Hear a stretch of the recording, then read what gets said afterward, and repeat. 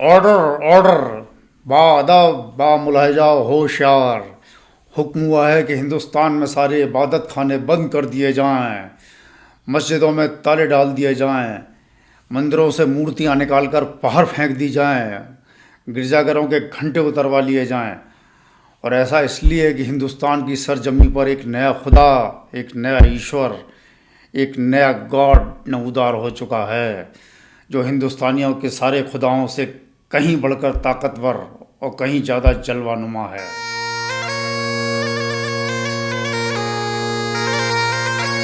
नमस्कारम दोस्तों, मैं हूं डीपी सिंह और स्वागत है आपका राज तरंगड़ी की यूट्यूब महफिल में। दोस्तों, राज तरंगड़ी में हमारे डिस्कशन के ज़्यादातर टॉपिक होते हैं राजनैतिक, मगर उनका उद्देश्य जनरली एक ही होता है, धार्मिक।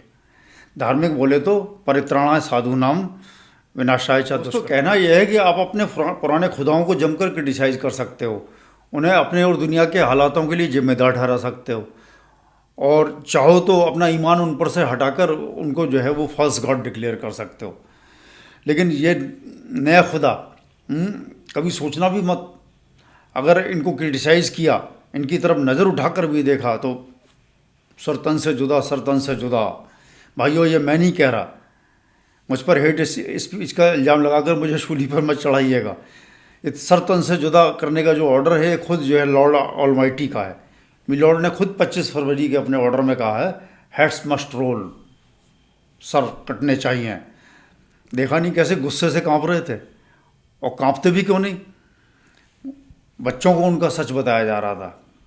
अब आप खुद ही सोच के देखिए, एक अगर औरत है और उसकी पति से लड़ाई हुई है, और उस लड़ाई के दौरान वो बच्चों को जो है उसके पति की जो काली करतूतें हैं उनके बारे में बताने लगती है, तो पति को गुस्सा किस कदर गुस्सा आएगा। उसका मन होगा इस बज्जात और नाफरमान औरत के सीने से गोली निकाल दे, जो अपने जो पति परमेश्वर के जो बारे में जो है बच्चों को उसका घिनौना सच बता रही है। तो अब यहाँ सवाल ये है कि कैसा सच और कहाँ का सच। यहाँ तो सच भी नहीं बता रहे थे ये लोग मिलॉर्ड के बारे में, क्योंकि सच मैंने बताया कि पवित्र भारत भूमि पर ये नए खुदा नमूदार हो गए, और अब से सच वो होगा जो ये खुदाबंद करीम हम लोगों को बताएंगे। सच वो होगा जो ये करेंगे, चाहे वो करने में जो चाहे वो रात के दरवाजे खोलकर, रात को कोर्ट के दरवाजे खुलवा कर और तीस्ता से तलवाड़ को गिरफ्तारी से बचाने का मामला हो, और चाहे जो है वो जो हाथ का मैल बोरियों में रख के जो जज साहब थे और जो बोरियां जला दी गई और उनको कोई इंक्वायरी नहीं, कुछ नहीं, और उनका जो है वो घर बैठाकर जो है वो बाइज्जत उनको सिल्ली देने का मामला हो, तो वो जो ये करेंगे वो वही सच होगा। लेकिन अब कुछ लोग ये प्रकरण उठा के माहौल ख़राब करने की कोशिश करेंगे, तो अगर ऐसे ही फ्री में तनख्वाह देनी है, लाखों रुपए, मेरे ख्याल से 5-7 लाख रुपए महीने तनख्वाह होगी, तो गरीबों को अगर जो थोड़ी सी फ्रीवेज मिल रही है, कुछ 100 रुपये मिल जाते हैं, तो उस पर मिलॉर्ड इतने इस कदर खफा क्यों होते हैं, और उस पर इतने खफा हैं कि अभी वो सुदर्शन चक्र उस पर चलाने वाले हैं। और साथ ही कुछ नामुराद अफराद हैं जिनका अपनी ज़िंदगी और आज़ादी से मोह भंग हो चुका है, वो ये कुतर्क करेंगे कि जो है वो डेमोक्रेसी में जनता भगवान होती है, और voice of people is voice of God, और जो वॉइस ऑफ पीपल होती है वो जो उसको मूर्त देने के रूप देने के लिए जो पार्लियामेंट्री नाम की जो तंजीम को जो जनता चुनती है, तो इसलिए ये भगवान नहीं हुए, पार्लियामेंट भगवान हुई।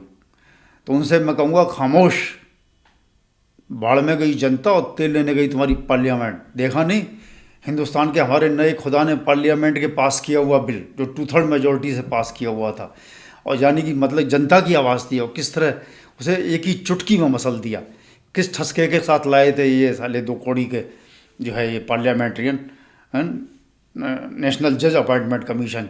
जज माने गॉड्स को अपॉइंट करने चले थे ये धरती के रेंगने वाले कीड़े मकोड़े। निकल गई सब हेकड़ी इनकी आँख, थू। तो हिंदुस्तान के वाशिंदों, कान खोल कर सुन लो, अब से इस धरती पर सिर्फ मिलॉर्ड का लंगोट घूमेगा। और आज का लॉर्ड का फरमान यह है कि हिंदुस्तान के किसी भी इंस्टीट्यूशन, किसी भी इदारे के खिलाफ जो है कोई उंगली नहीं उठाई जाएगी, उन्हें सिर्फ पॉजिटिव लाइट में दिखाया जाएगा। चाहे वो पुलिस डिपार्टमेंट जैसी पवित्र संस्था हो, चाहे कोऑपरेटिव जैसे ईमानदार इदारे हों, या ग्रीन ट्रिब्यूनल और मेडिकल काउंसिल जैसी ऑफ इंडिया जैसी जो है बेदाग इंस्टीट्यूशन हो।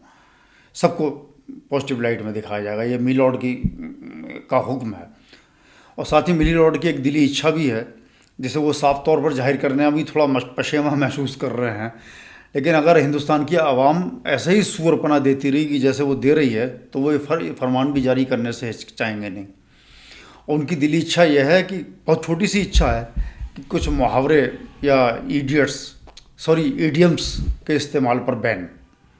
अब ईडियम्स क्या हैं? जैसे लेडी डोथ प्रोटेस्ट टू मच मी थिंक्स, ये शेक्सपियर ने एक ईडियम है जिसको लोग इस्तेमाल में लाते हैं, लेकिन अगर आपने ज़्यादा इस्तेमाल किया तो मिलॉर्ड इसको भी बैन कर देंगे। He who excuses himself एक्यूजेज himself, guilty dog barks the most. और हिंदी में चोर मचाए शोर और चोर की दाढ़ी में तिनका। तो अगर ऐसे ईडियम्स वगैरह आप इस्तेमाल करते रहे तो वो ये इडियट्स भी जो है मिलॉर्ड जल्दी जो है वो बैन कर देंगे। चलिए, ये सब तो रही मजाक की बातें। अब यहाँ ये मत कहिएगा मिलॉर्ड की जो है हमसे मजाक करने की तुम्हारी ज़रूरत कैसे हुई। अरे लेकिन मेरा कहना है कि जब भगवान ने हम हिंदुस्तानियों के साथ इतना भद्दा मजाक किया है कि उन्हें आप जैसी घटिया, भ्रष्ट और नाकारा जुडिशरी थमा दी है, तो उसके सामने तो मजाक कुछ भी नहीं है। देश के लोगों ने आप जैसे आदरणीयों को गॉड वाला दर्जा दिया। मिलॉर्ड कहते कहते उनकी जुबानें सूज गई, और बदले में आपने उन्हें क्या दिया? अपने भ्रष्टाचार आक्रमणता से जो है देश और समाज को अपराधियों, भ्रष्टाचारियों, कातलों, बलात्कारों की चरागाह, हैप्पी हंटिंग ग्राउंड बना कर डाल दिया। तो मजाक तो तुम लोगों ने किया हम लोगों के साथ, हम तो तुम्हारे साथ मजाक नहीं कर रहे हैं। तो अब उस उल्टा स्त्री की तरह मत चिल्लाओ जो जिना में पकड़े जाने पर जो है वो ज़ोर ज़ोर से जो है चिल्लाने लगती है और अपनी पवित्रता की दुहाई देने लगती है। मिलॉर्ड लोग कहते हैं कि डीप रूटेड कॉन्स्पिरेसी है, हम पर गोलियां चलाई गई हैं, हमारे सीने लहूलुहान हैं, और ये भी कि किसी को इंस्टीट्यूशन को क्रिटिसाइज़ करने की किसी को भी इजाज़त नहीं दी जा सकती। तो इस पर मैं कहूँगा कि मिलॉर्ड ज़रा अपने भी गिरेबान में झांक कर देख लो। खुद आप लोगों ने पुलिस जैसे पवित्र इंस्टीट्यूशन को, जो कि आपसे कहीं ज़्यादा ईमानदार और इज्जतदार इदारा है, उसको इस कदर और इतनी बार जलील किया है कि जो है उसका हिसाब लगाना मुश्किल है। तो मिलॉर्ड लोगों, तुम लोगों को भगवान जैसा दर्जा दे रखा है, तो उसी दर्जे के दायरे में रहो। भगवान से बड़ा बनने की कोशिश मत करो, समझे? खुदा का खौफ करो ज़रा। हम लोग भगवान को भी ज़िंदगी में अगर कुछ अपनी खुद की ज़िंदगी में, समाज में, दुनिया में गलत होता है तो उसको भगवान को जिम्मेदार ठहराते हैं। तो तुम तो खैर किस खेत की मूली हो। तो ये बेवजह का होलियर देन दाऊ दिखने का नाटक बंद कर दो। तुम भी उसी हमाम में नहाते हो जिसमें हम नहा रहे हैं, बल्कि तुम कहीं ज़्यादा नंगे होकर नहाते हो। हम लोग तो फिर भी आप लोगों के डर और एहतराम से हमाम में जब आप होते हो तो जो है वो कच्छे वच्छे पहन कर नहाते हैं। आपको तो किसी का डर नहीं है, तो वहाँ तो आप जमकर खुला खेल फ़िरक़ाबादी खेलते हो।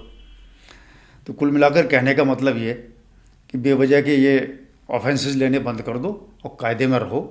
कायदे में रहोगे तभी फ़ायदे में रहोगे।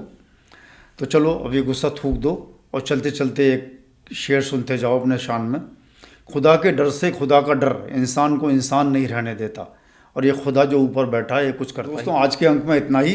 आपको कैसा लगा हो ज़रूर आप कमेंट कीजिएगा, और आपसे गुजारिश है कि आप जो है वो लाइक और सब्सक्राइब कीजिएगा और कमेंट ज़रूर कीजिएगा, क्योंकि कमेंट से ही जो है वो आपके जो ये एक प्लेटफॉर्म को डेवलप किया जा रहा है, बनाने की कोशिश की जा रही है, इसकी रीच ज़्यादा से ज़्यादा बढ़ेगी। तो इतना ही आपके आज के अंक में। जय हिंद, जय हिंदू।